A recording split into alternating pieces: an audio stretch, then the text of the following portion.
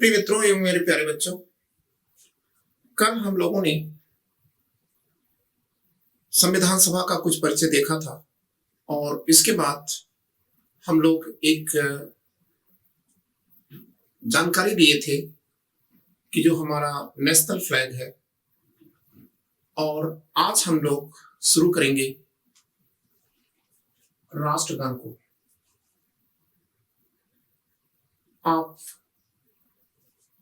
से मेरा अनुरोध है कि आपसे हम जो भी बातें करेंगे वो एग्जामिनेशन ओरिएंट होके ही बात करेंगे और आपकी ड्यूटी ये है कि आप उसे लिखें और पढ़ें। जो चीज समझ में नहीं आता है आप उसे कमेंट करें। जैसा कि आज मैंने देखा कि जो झंडा समिति है, फ्लैग कमेटी, उसमें हमारे कुछ बच्चे कहीं ना कहीं से डाउट कर रहे थे कि झंडा समिति की अध्यक्षता जेबी कृपलानी ने किया था या डॉक्टर राजेंद्र प्रसाद। तो कहीं ना कहीं से आपको ये कंफ्यूजन है और मैं उसको स्पष्ट कर देना चाहूंगा कि वह जेबी कृपलानी सही है। अब आइए हम लोग देखते हैं राष्ट्रगान, नेशनल एंथम। तो सबसे पहली चीज आप याद रखिएगा, ये राष्ट्रगान होता क्या है, ठीक है। तो राष्ट्रगान ये हमारी जो पॉलिटिकल सीमाएं होती हैं उसकी पहचान होता है। अब हमारा जो राष्ट्रगान है, इस राष्ट्रगान को पहली बार 27 दिसंबर 1911 को कलकत्ता में कांग्रेस के अधिवेशन में, जो कांग्रेस का अधिवेशन कलकत्ता में हो रहा था, उसमें 27 दिसंबर 1911 को, ठीक है, खुद गुरुदेव रविन्द्रनाथ टैगोर ने गाया था।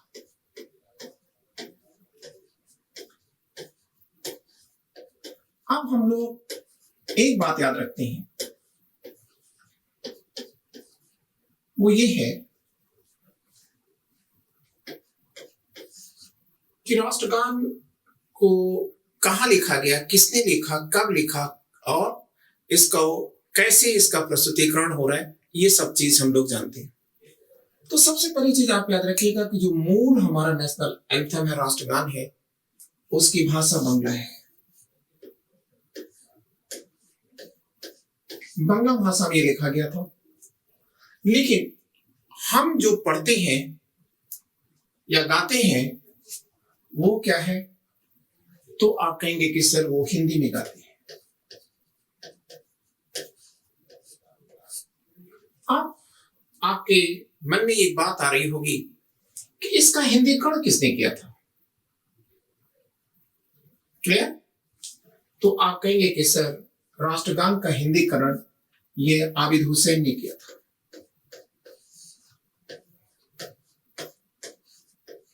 इसके साथ साथ हमको एक चीज और जानना है, वो ये है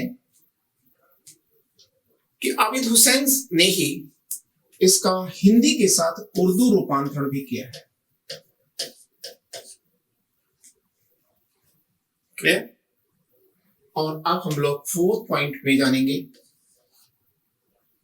कि इसका अंग्रेजी मतलब ट्रांसलेशन इंग्लिश में किसने किया था, तो आप कहेंगे स्वयं गुरुदेव रविन्द्रनाथ टैगोर ने किया है। गुरुदेव रविन्द्रनाथ टैगोर ने किया है। कब किया है, तो आप कहेंगे कि 1919 में किया है, क्लियर? किस नाम से किया है, तो आप कहोगे कि सर मॉर्निंग पोस्ट के नाम से या मॉर्निंग सॉन्ग के नाम से किया है। मॉर्निंग पोस्ट में गलत बोल गया था, मॉर्निंग सॉन्ग के नाम से इसका ट्रांसलेशन किया गया है, खुद गुरुदेव रविन्द्रनाथ टैगोर के माध्यम से, ठीक है। अब अगर आप ये जानना चाहते हैं कि इसका अंग्रेजी ट्रांसलेशन क्या रहा है, क्या है अंग्रेजी ट्रांसलेशन, तो आप कहना चाहोगे, जानना चाहेंगे आप कि किस नाम से उन्होंने गाया है, तो उसकी पहली लाइन में आपको बता दूं, thou art the ruler of the man, ठीक है, मतलब फिर से आप देखें, thou art the ruler of the minds of all the people के नाम से इसका उन्होंने पहली पंक्ति को लिखा था।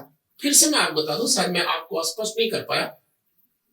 गुरुदेव रविन्द्रनाथ टैगोर ने इसका अंग्रेजी ट्रांसलेशन किया है 1919 में। किस नाम से किया है? मॉर्निंग सॉन्ग के नाम से किया है। ठीक है, अब हम लोग कुछ बातें और कर लेते हैं। ठीक है, वो बातें हमारे सामने ये होंगी कि इसका प्रकाशन कहाँ किया गया था। तो आप कहेंगे कि सर, सबसे पहली बार राष्ट्रगान को तत्वबोधिनी नामक पत्रिका में लिखा गया था। तत्वबोधिनी पत्रिका में लिखा गया था। अब ये जो तत्वबोधिनी पत्रिका है, इसके बारे में आप जानिए कि तत्वबोधिनी पत्रिका का प्रकाशन सबसे पहली बार 1839 में होता है। ठीक है, और इसका प्रकाशन करते हैं तत्वबोधिनी सभा। ठीक है, तत्वबोधिनी पत्रिका का प्रकाशन कौन कर रहा है? तो तत्वबोधिनी सभा करती है 1839 में। लेकिन इसको किस मैगजीन में प्रकाशित किया गया था? तो आप ये कह देंगे कि सर, तत्वबोधिनी पत्रिका के विधाता अंक में, विधाता अंक है ये मैगजीन तो यही है तत्वबोधिनी पत्रिका, लेकिन उसका जो इशू है, ठीक है, उस इशू का नाम है विधाता, और विधाता अंक में ही इसे पहली बार पब्लिश किया गया था। अब यहां यह प्रश्न आता है कि जो हमारा राष्ट्रगान है, मूल रूप से इसमें 5 स्टैंजा है। 5 स्टैंजा का मतलब है पद्य। लेकिन हम लोग गाते कितना है? तो आप कहेंगे कि फर्स्ट स्टैंजा को ही हम गाते हैं। क्लियर? फर्स्ट स्टैंजा का ही हम लोग प्रयोग करते हैं गाने के लिए। अब एक पॉइंट हम लोग और बात करेंगे, वो ये है कि देखिए,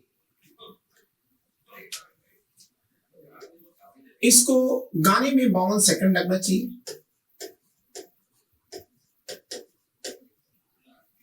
क्लियर? लेकिन इसकी पहली और अंतिम लाइन को 20 सेकंड में गाया जाता है। क्लियर? और एक पॉइंट और हमको यहां जानना है कि संविधान सभा ने इसे कब अपनाया था? राष्ट्रगान को संविधान सभा ने कब अपनाया? तो आप कह दोगे कि sir 24 January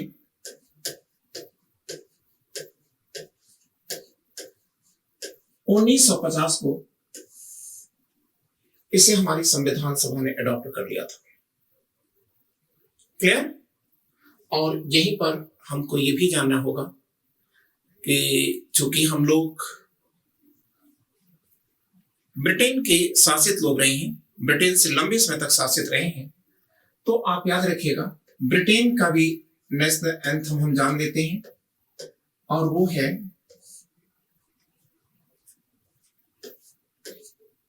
God save the queen. God save the queen. और इसको लिखा किसने है? आप कहोगे कि सर जॉन बुल ने लिखा है। ठीक है, कब? 1619 में। और चूंकि हमसे ही अलग हुआ है पाकिस्तान, तो पाकिस्तान के भी नेशनल एंथम को जानना है। तो आप कहेंगे कौमी तराना, ये पाकिस्तान का नेशनल एंथम है, और इसे लिखा किसने है? तो आप कहेंगे कि 2 नाम आप याद रखिएगा, एक है छांगला का। तो छांगला सर ने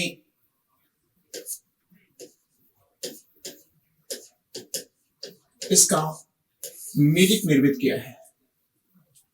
लेकिन इसे लिखा किसने है? अहमद हसन ने लिखा है।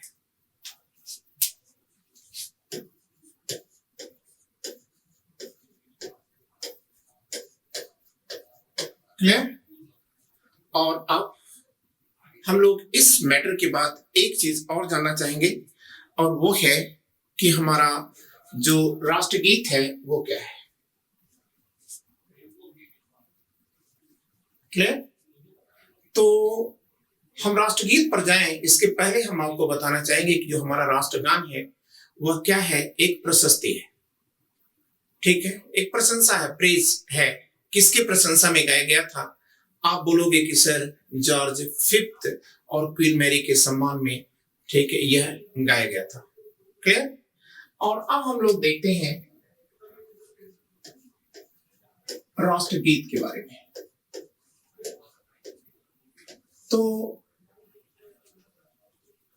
राष्ट्रगीत और राष्ट्रगान में एक अंतर ये है कि अभी हमने आपको बताया कि जो राष्ट्रगान है ये पॉलिटिकल जो सीमाएं हैं हमारी उसकी अभिव्यक्ति करता है, लेकिन जो गीत है ये हमारा कल्चरल एक्सप्रेशन है, या आप कह सकते हैं कि सांस्कृतिक अभिव्यक्ति है। अब हम लोग देखते हैं राष्ट्रगीत के बारे में। तो राष्ट्रगीत, पहली चीज आप याद रखिएगा, वंदे मातरम, वंदे मातरम, ठीक है। और वंदे मातरम के साथ साथ हमको एक चीज ये भी याद रखना होगा कि ये पूरा है क्या? सुजलाम सुफलाम, ठीक है, मलयज शीतलम, सस्य श्यामलम मातरम, ये हमारा क्या है? राष्ट्रगीत है। इसे लिखा किसने है? तो आप कहोगे कि सर इसे लिखा है बंकिम चंद्र चटर्जी ने अपने उपन्यास आनंद मठ में। क्लियर? लेकिन इसे पहली बार गाया कब गया था? तो आप कहेंगे कि सर 1896 में कलकत्ता के कांग्रेस अधिवेशन में, कलकत्ता कांग्रेस अधिवेशन में गाया गया। और इस बैठक की अध्यक्षता, कलकत्ता कांग्रेस जो अधिवेशन हुआ है इसकी अध्यक्षता किसने किया था? तो आप कहेंगे कि रहमतुल्लाह सैयानी सर ने किया था।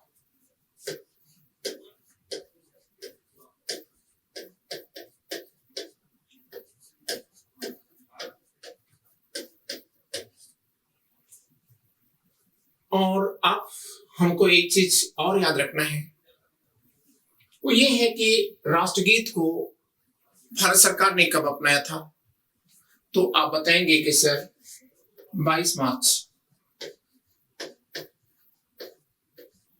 1957 को अपनाया था। 22 मार्च 1957 को ये अपना लिया गया था राष्ट्रगीत को, ठीक है। और अब हमको एक बात और याद रखना है, इसके बाद हम कुछ मैटर आपको और बताना चाहेंगे, ठीक है। हमारा जो राष्ट्रीय पंचांग है, नेशनल कैलेंडर है, इसको भी हम लोग जान देते हैं।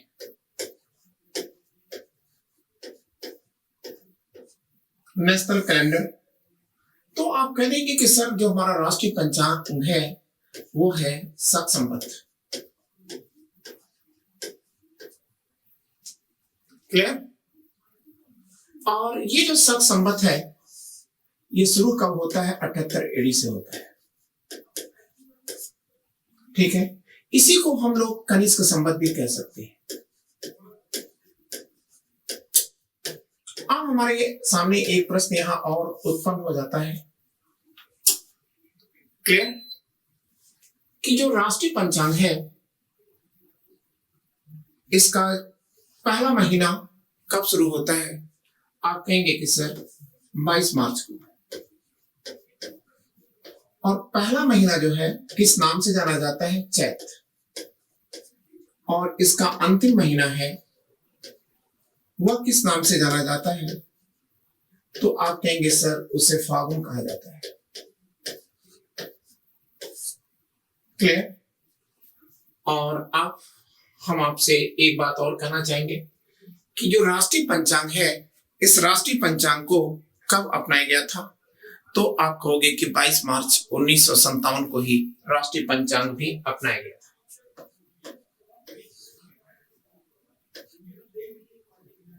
22 मार्च 1957 को भारत सरकार ने इसे अपना लिया था। अब हमारे सामने बच्चों एक और चीज आती है, हम छोटी छोटी जो चीजें हैं ये आपको बताते हैं, क्योंकि आप बहुत सारी चीजें जानते तो हैं लेकिन बहुत बेसिक इंफॉर्मेशन आपके पास नहीं होता।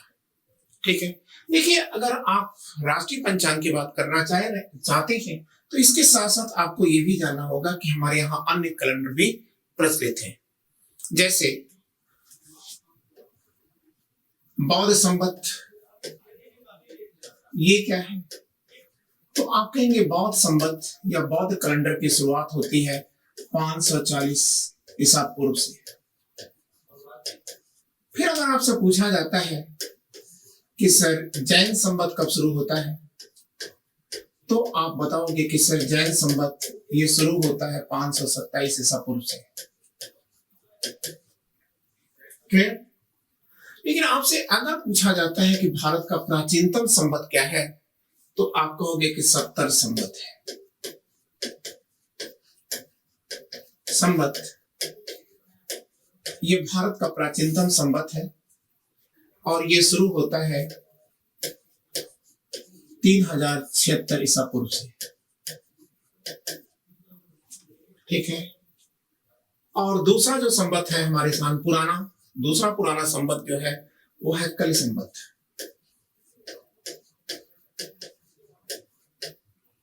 और ये शुरू होता है 3012 से। क्लियर? एक और संवत की भी मैं आपसे चर्चा कर लेता हूं और वह है विक्रम संवत। अब ये जो विक्रम संवत है ये 57 ईसा पूर्व से शुरू होता है। क्लियर? ये सारी जानकारियां मैंने आपको दिया। और एक और कैलेंडर की आप बात कर लें, हिजरी कैलेंडर की।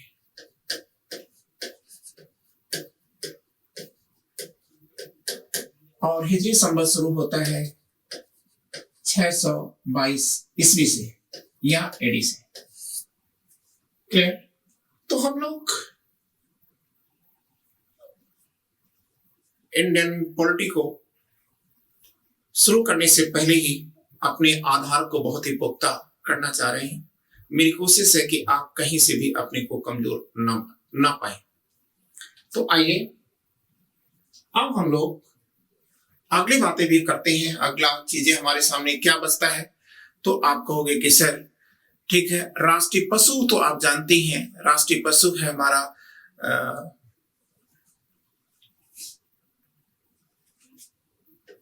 राष्ट्रीय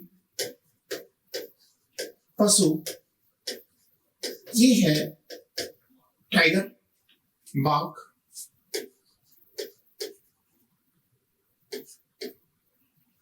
ठीक है, या आप कह सकते हैं कि इसका जो वैज्ञानिक नाम अगर आपसे पूछा जाए तो आप कहेंगे पैंथर, टाइग्रेस इसका वैज्ञानिक नाम है। लेकिन अगर आपसे ये भी पूछा जाए कि कौन सा बाघ, तो कौन सा बाघ हमारा राष्ट्रीय पशु है, तो आप कहोगे कि सर रॉयल बंगाल टाइगर। अब ये जो रॉयल बंगाल टाइगर है इसकी 8 प्रजातियां हैं। क्लियर? और ये सभी इंडेंजर स्थिति में थी, मतलब काफी खतरे में चल रही थी। इसलिए इसको बचाने के लिए 1973 में भारत सरकार ने ठीक है प्रोजेक्ट टाइगर शुरू किया था।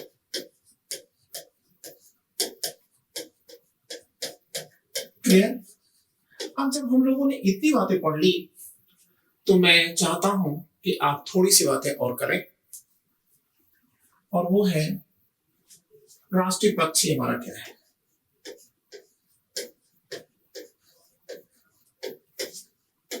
नेशनल जो वर्ड है, तो आप याद रखिएगा जो राष्ट्रीय पक्षी है वो है नर मोर। क्लियर है ना। और इसका जो वैज्ञानिक नाम है वो है फावा क्रिस्टा।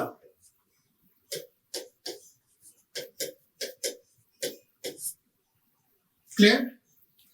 और यहां पर आपको याद रखना है कि यह मतलब आप कहीं ऐसे भी भूल ना करें कि नर भी पूछ दे मादा भी पूछ दे, तो इसमें आप देख रहे हैं कि नर है। और पक्षियों की सुरक्षा करने के लिए 1972 में ही वन जीव सुरक्षा अधिनियम पारित किया गया था। अब हम लोग कुछ और आगे बढ़ते हैं, तो वो आप जानते हैं, मैं ऐसे बोल देना चाहूंगा, आप उसे जानते रहें। ठीक है कि जैसे अगर आपसे पूछा जाता है कि भारत की राष्ट्रीय नदी क्या है, तो वो तो आप जानते ही हैं, रिवर गंगा है। वृक्ष अगर पूछा जाता है तो आप बोलोगे कि सर बरगद है। ठीक है। और पुष्प जो है वो कमल है। ठीक है।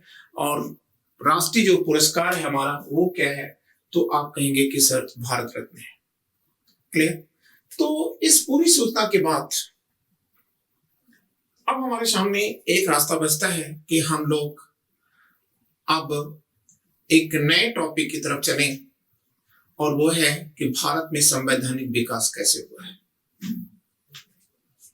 तो आइए, भारत में संवैधानिक विकास कैसे हुआ, तो इसकी शुरुआत करने से पहले हम लोग ये देखें कि चूंकि हमारे यहां लंबे समय तक शासन किसने किया है, अंग्रेजों ने किया है। क्लियर। तो अंग्रेजों ने जो शासन प्रणाली अपनाई है, उन्हीं शासन प्रणाली से हमारे वर्तमान संविधान का विकास होता है। तो आइए देखते हैं भारत में संवैधानिक विकास कैसे होता है।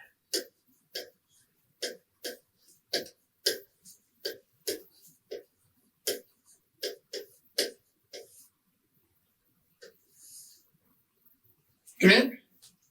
तो देखिए, भारत में जो संवैधानिक विकास की यात्रा है, ये शुरू होती है 1773 से। क्लियर है। तो 1773 के रेगुलेटिंग एक्ट से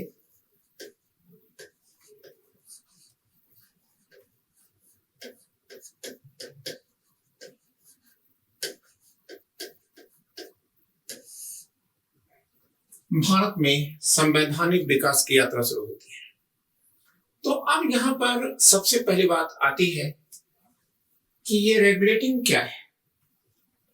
तो रेगुलेटिंग का मतलब ही नियंत्रण करना।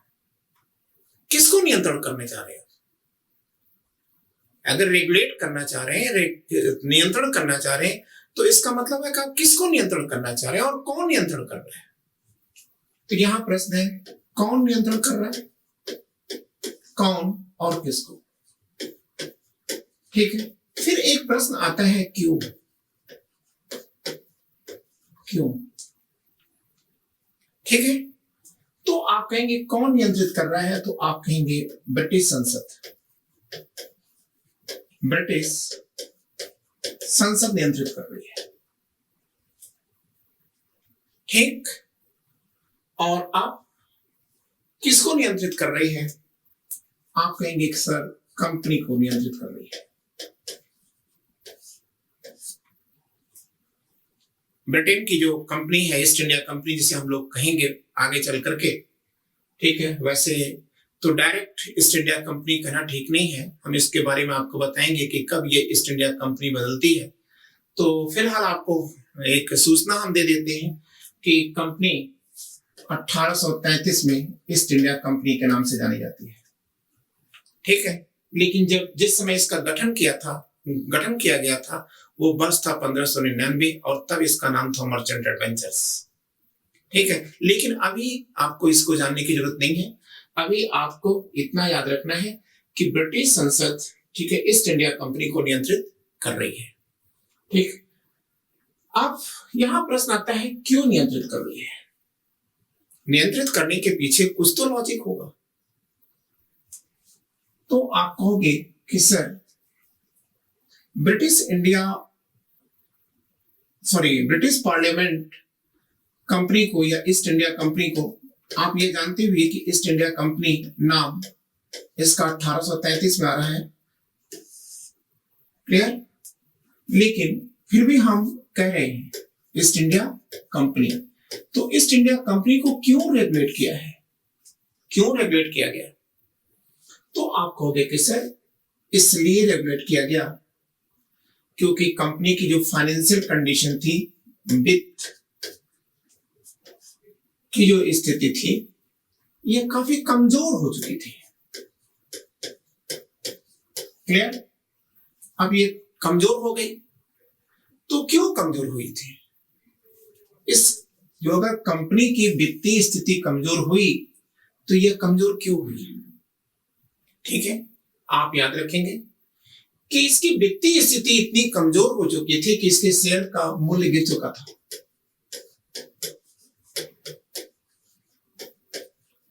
और एक बात तो ये भी थी, दूसरी बात आपको याद रखना होगा कि कंपनी बैंकक्रप्ट या दिवालिया भी हो चुकी थी।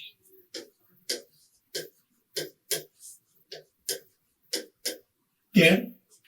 तीसरी बात भी आपको याद रखना है कि कंपनी को व्यापारिक एकाधिकार मिला हुआ था, या आप कह सकते हैं कि ट्रेड मोनोपोली मिली हुई थी।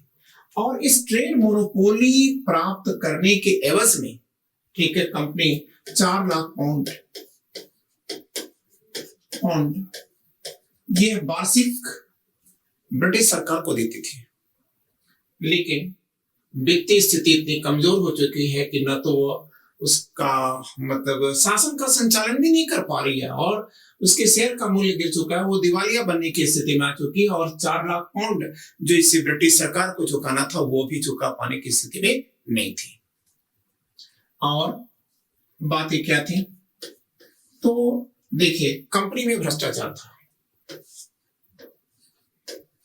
भ्रष्टाचार था मतलब आप कह सकते हैं भाई भतीजावाद था, नेपोटिज्म था, ठीक है, पदों का क्रय विक्रय हो रहा था, पदों को अपने लोगों के बीच में इसे डिस्ट्रीब्यूट करके और मन चाहे कार्य किए जा रहे थे। इसके साथ साथ एक और बात थी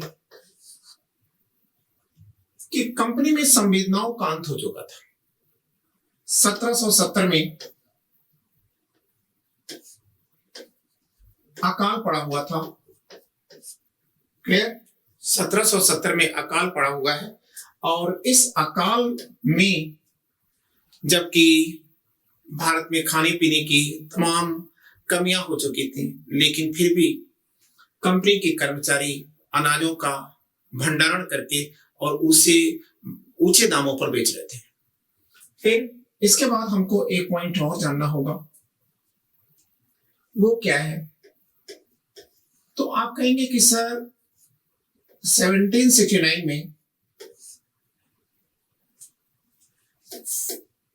फर्स्ट एंग्लो मैसूर वॉर हुआ था। आंग्ल मैसूर युद्ध होता है, और इस आंग्ल मैसूर युद्ध के बाद कंपनी की जो आर्थिक स्थिति है यह काफी कमजोर हो चुकी थी।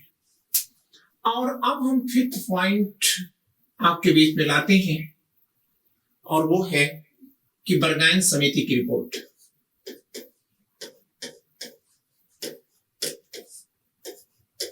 बर्गाइन समिति की रिपोर्ट।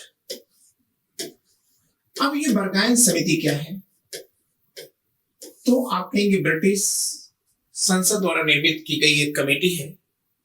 इस कमेटी का क्या कार्य है? तो आप कहेंगे इस कमेटी का कार्य यह था कि वो जांच करे कि क्या कंपनी को रेगुलेट किया जाए, कंपनी को नियंत्रित किया जाए,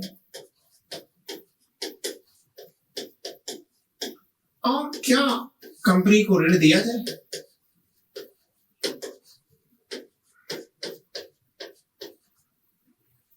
तो बर्गाइन समिति ने अपनी रिपोर्ट में कहा था कि एस कंपनी को आप रेगुलेट कर लीजिए, ठीक है। और सेकंड चीज, कंपनी को 4% वार्षिक के आधार पर आप ऋण दे दीजिए। तो यहां पर आपको याद रखना होगा कि इस प्रकार भारतीय मामले में ब्रिटिश संसद का यह पहला हस्तक्षेप है, आप स्पेशली याद रखें।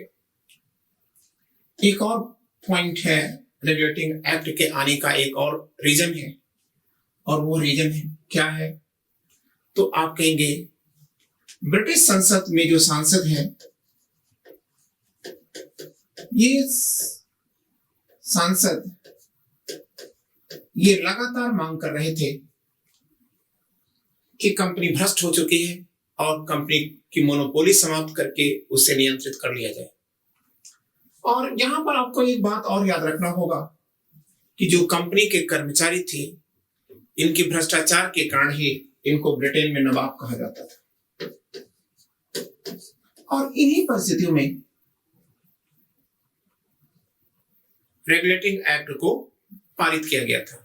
अब हमारे सामने अगला जो पॉइंट आता है कि रेगुलेटिंग एक्ट के क्या प्रोविजन है या उपबंध क्या है। तो आज देखिए हम लोगों ने क्या पढ़ा। तो सबसे पहली चीज हम लोगों ने पढ़ा कि हमारा राष्ट्रगान क्या है। मैं समरी दे रहा हूं पूरे मैटर का, ठीक है। वो पहली बात ये थी कि हमने राष्ट्रगान के बारे में कहा था, और ये कहा था कि यह कंपोजिंग है, किसकी कंपोजिंग है, गुरुदेव रविंद्रनाथ टैगोर की है। और ये क्या है, तो हमने आपसे कहा कि जॉर्ज पंचम की एक प्रशस्ति है। फिर दूसरी बात हमने कहा कि इसे कब गाया गया था, 27 दिसंबर 1911 को कलकत्ता के स्टेशन में गया था। फिर हमने आपसे तीसरी बात ये कहा था कि यह किस मैगजीन में पब्लिश हुआ था, तो हमने आपसे कहा कि तत्वबोधिनी पत्रिका के विधाता अंक में इसका प्रकाशन किया गया था। क्लियर। और अब हम आपको ये बताना चाहेंगे कि इसका हिंदी ट्रांसलेशन ही गाया जाता है और उसका पहला स्टैंजा ही गाया जाता है, और इसका हिंदी ट्रांसलेशन और उर्दू ट्रांसलेशन एक ही व्यक्ति ने किया है, और वो है आबिद हुसैन सर। जबकि इसका अंग्रेजी ट्रांसलेशन किसने किया है, तो आप कहेंगे कि सर इसका अंग्रेजी ट्रांसलेशन खुद गुरुदेव रविंद्रनाथ टैगोर ने, हाँ, अपने सहयोगी के रूप में लेडी कर्जिन का प्रयोग किया था। ठीक है। और अब हमने आपको ये बताया था कि यह कितनी देर में गाया जा सकता है, तो आप कहेंगे कि फर्स्ट स्टैंजा को गाने के लिए 52 सेकंड अलॉटेड है। ठीक है।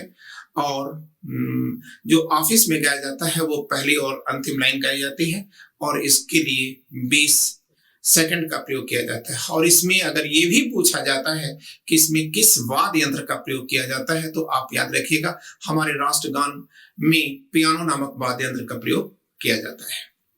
क्लियर। अब फिर हमने आपसे कहा था कि राष्ट्रगीत के बारे में, तो हमने कहा कि ये राष्ट्रगीत आनंद मठ में से लिया गया है और इसके लेखक बंकिम चंद्र चटर्जी सर है। ठीक है। और ये भी आप याद रखिएगा कि ये जो हमारा राष्ट्रगीत है, ये हमारे कल्चर को एक्सप्रेस कर रहा है, कल्चर के व्यक्ति कर रहा है। और इसके साथ साथ हमने आपसे ये भी कह रखा था कि जो हमारा राष्ट्रगीत है, इसका अंग्रेजी जो ट्रांसलेशन है वो खुद बंकिम चंद्र चटर्जी ने ही किया था, लेकिन अंतिम रूप से इसको महर्षि अरविंदो ने निर्मित किया है। ठीक है। क्लियर। जो आज हमारे बीच में उसका अंग्रेजी ट्रांसलेशन आता है वह किसका है, तो आप कहेंगे महर्षि अरविंद घोष द्वारा ट्रांसलेट किया गया है। क्लियर। फिर हमने आपके बीच में कैलेंडर की बात किया था कि जो हमारे नेशनल कैलेंडर्स हैं वो कौन कौन से कौन है, तो हमने कहा था कि सत संवत जो है हमारा नेशनल कैलेंडर है, और इसको हमने 22 मार्च 1957 को अपनाया था। फिर इसके बाद हमने आपके बीच में एक और बातें बताई थी कि देखिए जो हमारा नेशनल कैलेंडर है, ठीक है, इसको और किस नाम से जाना जाता है, तो आप कहेंगे कनिष्ठ संवत के नाम से जाना जाता है। साथ में मैंने आपकी सहायता के लिए, आपके ज्ञान की वृद्धि के लिए, मतलब थोड़ा सा और आपके मानसिक जो क्षितिज हैं वो और व्यापक हो सके, इसलिए हमने कहा था कि आप कुछ और कैलेंडर के बारे में जान लें। तो जिसमें हमने आपको अनेक कैलेंडर के बारे में बताया था, जिसमें हिजरी संवत जो इस्लाम में प्रचलित है, ठीक है, वो 622 ईस्वी से चालू होता है, मैंने इसके बारे में बताया था। ठीक है। फिर हमने आपको बताया था कि बौद्ध संवत क्या है, तो भी बताया था कि 544 एडी के अंदर बौद्ध संवत होता है। फिर महावीर संवत के बारे में हमने बताया था कि 527 में जब महावीर स्वामी को वहां पर निर्वाण मिल जाता है, तो उसी समय से जैन लोग अपना कैलेंडर मानते हैं। फिर हमने आपके को बताया था कि भारत का सबसे पुराना कैलेंडर कौन है, तो हमने कहा था कि सप्तर्षि संवत है। ठीक है। कली संवत क्या है, तो ये भी बताया था कि 3012 में कलि संवत शुरू होता है। और आपको ये बहुत बड़ी बात जाननी है, एक अच्छा पॉइंट आपके लिए जा रहा है कि आर्यभट्ट, महान गणितज्ञ आर्यभट्ट की जितनी भी गणनाएं हैं, वो सारी गणनाएं जो हैं किस में आती हैं, आप कहेंगे कलि संवत में ही दी गई हैं। ठीक है। फिर हमने आपसे और भी कुछ बातें करी थी जो कि आप जानते भी हैं। ठीक है। और अब हम लोग एक बात और कहना चाहेंगे, शायद मेरे माइंड से स्लीप कर गया था, कि हमारा जो नेशनल एम्बेलम है, वह नेशनल एम्बेलम क्या है, ठीक है, मतलब राजकीय चिन्ह क्या है। तो बताया था कि यह आप जान लें कि यह सारनाथ में जो अशोक का स्तंभ है उसी से लिया गया है। ठीक है ना। और उसमें जो प्रसिद्ध वाक्य सत्यमेव जयते, इसके बारे में भी आप जान लें। ठीक है, कि ये जो सत्यमेव जयते है ये मुंडकोपनिषद से लिया गया है, लेकिन जो भारत सरकार लेती है वह सारनाथ में अशोक के लॉट से लेती है। क्लियर। और अब इसके बाद हमने आपसे बताया था कि आइए अब हम लोग धीरे धीरे, ठीक है, अपने टॉपिक की तरफ चलते हैं, इंडियन पॉलिटी की शुरुआत कर देते हैं। क्लियर। तो उस इंडियन पॉलिटी की शुरुआत में फिर हमने आपके बीच में बताया था कि भारत में संवैधानिक विकास कैसे होता है। तो हमने आपको बताया कि संवैधानिक विकास की जो यात्रा शुरू होती है वो रेगुलेटिंग एक्ट से शुरू होती है। अब ये रेगुलेटिंग एक्ट क्या है, तो ये भी हमने बताया कि रेगुलेटिंग एक्ट क्या है और किन परिस्थितियों में रेगुलेटिंग एक्ट को पारित किया गया था। ठीक है। फिर हमारा जो अगला टॉपिक आएगा वो आएगा रेगुलेटिंग एक्ट के उपबंध क्या है। ठीक है। इसके तुरंत बाद फिर हम लोग चलेंगे नए टॉपिक पर। ठीक है। लेकिन ये सारी की सारी जो चीजें हैं ये आपके लिए जानना जरूरी है। ठीक है। चलते चलते हम लोग भारत में जो भी पॉलिटिकल इंस्टीट्यूट्स हैं, ठीक है, उनके बारे में पढ़ेंगे। ठीक है। जैसे हमारे जो राष्ट्रपति हैं, राष्ट्रपति भवन है, संसद है, एनेक्सी है, इंडिया गेट है। ठीक है। इन सब के बारे में भी जानेंगे कि कैसे कैसे और किन किन परिस्थितियों में इसकी डिजाइनिंग होती है। तो बच्चों आज इतना ही। Thank you. Wishing you all the luck. नमस्ते।